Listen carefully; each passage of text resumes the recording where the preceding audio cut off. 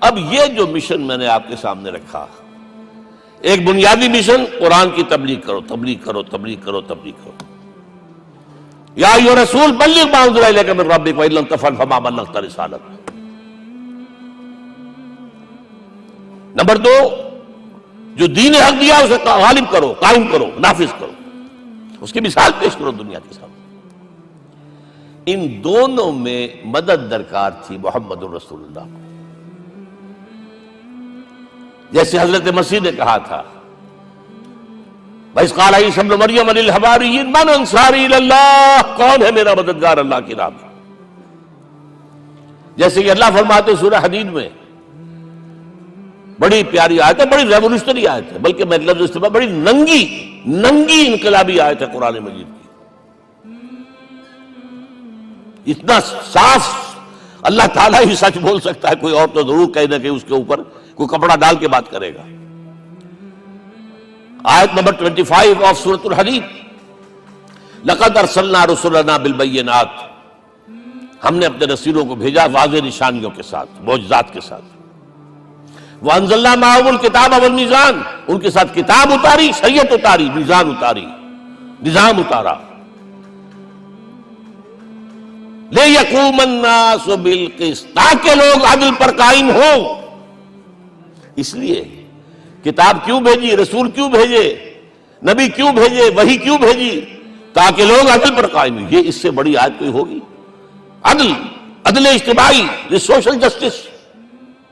اب اگلا ٹکڑا پڑھیے، وَأَنزَلْنَا الْحَدِيدَ، ہم نے لوہا بھی اتارا ہے، فِيهِ بَأْسٌ شَدِيدٌ، اس سے اسلحہ بنتا ہے، جنگی قوت ہے۔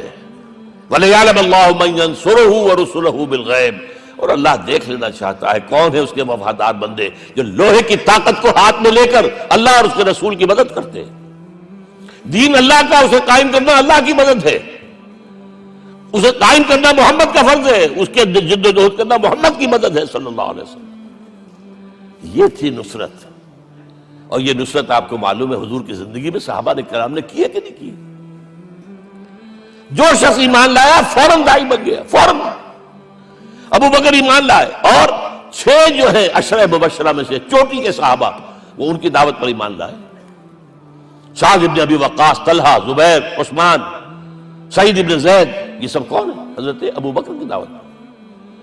نوجوان ہیں، مصعب بن عمیر کو گھر سے نکال دیا چچا نے، اور برہنہ کر کے نکالا ہے کم وقت نے، اس لیے کہ باپ مر گیا تھا، بہت دولت چھوڑ گیا تھا، ماں نے بڑے ناز و نام میں پالا تھا۔ کہتے ہیں 200 درہم کا جوڑا اس کا بن کر آتا تھا شام سے، جیسے کبھی ہم کہتے تھے کہ پنڈت نہرو کے کپڑے جو ہے پیرس سے سل کر آتے ہیں، اور جہاں سے گزر جاتا تھا مصعب، اتنا اس نے لگایا ہوتا تھا عطر کے پوری گلی جو ہے وہ خوشبو سے جو ہے بھر جاتی تھی۔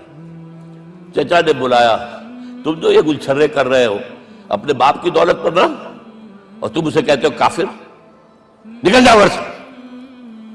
وہ چلنے لگے، یہ بات ہے، ٹین ایجر چلنے لگے۔ وہ سمجھا تھا کہ میرے یہ کہنے سے اس کے تو اس کو تارے نظر آ جائیں گے، یہ فوراً جو ہے توبہ کرے گا، پلٹ آئے گا۔ چلنے لگے تو اسے اور غصہ ہے، یہ کپڑے بھی اسی باپ کے ہیں، اتارو۔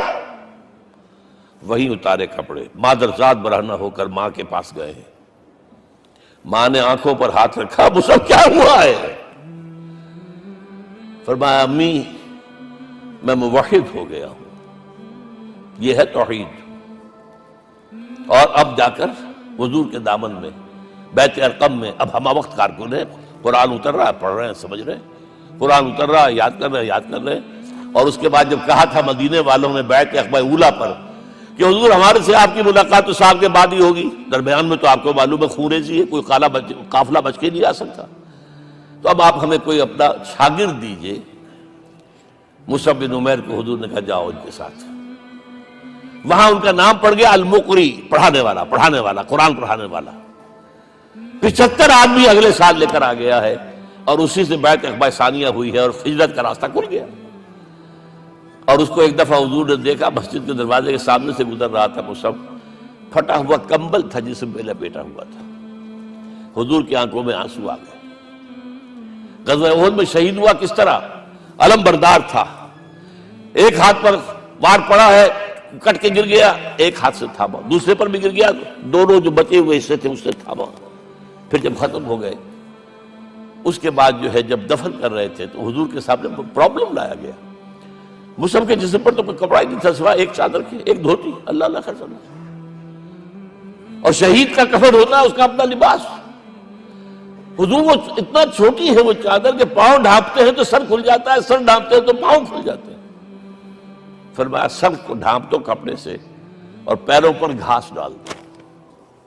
That was the last dress which Musab got.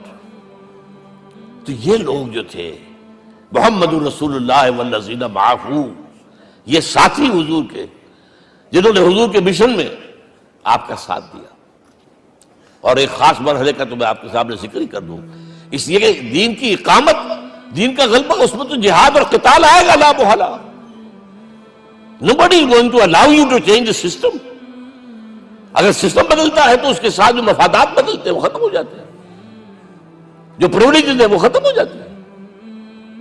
لہذا جب غزوہ بدر کا مرحلہ آیا ہے، حضور نے مجلس شورا منعقد کی اور آپ نے جو وحی سے آپ کو بتا دیا گیا تھا، دیکھو ایک قافلہ آ رہا ہے شمال سے، مال غنیمت سے لدا پھدا ہے اور 50 صرف اس کے ساتھ محافظ ہیں.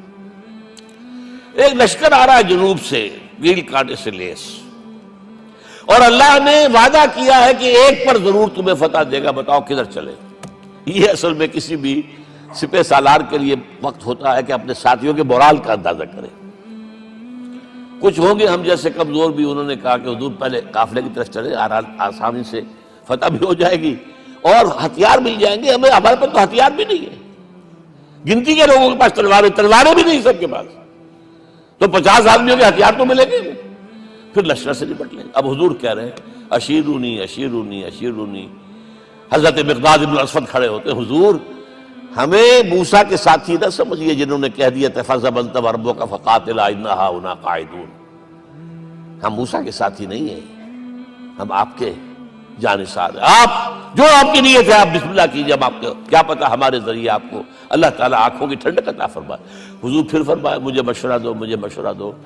تب خیال آیا سعد ابن عبادہ رضی اللہ تعالیٰ عنہ کو، جو رئیس انصار تھے، ہو نہ ہو یہ ہماری طرف روئے سخن ہے، کیونکہ بیعت عقبہ ثانیہ جس کے نتیجے میں ہجرت ہوئی ہے اس میں طے یہ ہوا تھا کہ اگر یہ مکے والے مدینے پر حملہ آور ہوں گے آپ کو ختم کرنے کے لیے، ہم آپ کی حفاظت ایسے ہی کریں گے جیسے اپنے بیوی بچوں کی.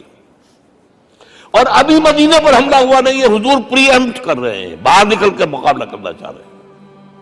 تو گویا کہ انصار کور نہیں ہوتے اس کے اندر، اس لیے بار بار اشیرونی، مجھے مشورہ دو. اب سعد بن عبادہ کھڑے ہوتے ہیں، کانک تعنینا یا رسول اللہ صلی اللہ علیہ وسلم. اے اللہ کے رسول شاید آپ کا روئے سخن ہماری جانب ہے. فإنا آمنا بک وصدقناک، ہم آپ پر ایمان لا چکے ہیں، ہم نے آپ کی تصدیق کی، اب ہمارے پاس چوائس کون سا ہے؟ اگر آپ آگے چلیں ہم پیچھے چلیں گے، اگر برق الغماد تک پہنچیں گے ہم اپنی اونٹنیوں کو دبلا کر دیں گے. یمن کا آخری شہر جو ہے برق الغماد. اور اگر آپ ساحل سمندر پر کھڑے ہو کر اپنی سواری سمندر میں ڈالیں گے ہم بھی ڈال دیں. بہرحال یہ مراحل ہیں کہ جن سے گزر کر حضور نے اللہ کے دین کو غالب کیا اور قائم کیا، اور اس ہر سطح پر، ہر مرحلے پر صحابہ کرام نے آپ کا ساتھ دیا. جہاں آپ کا پسینہ گرا وہاں انہوں نے اپنی خون کی ندیاں بہا دی. محمد رسول اللہ والذین معہ اشداء علی الکفار رحماء بینہم. یہ ہے در حقیقت عظمت محمد صلی اللہ علیہ وسلم.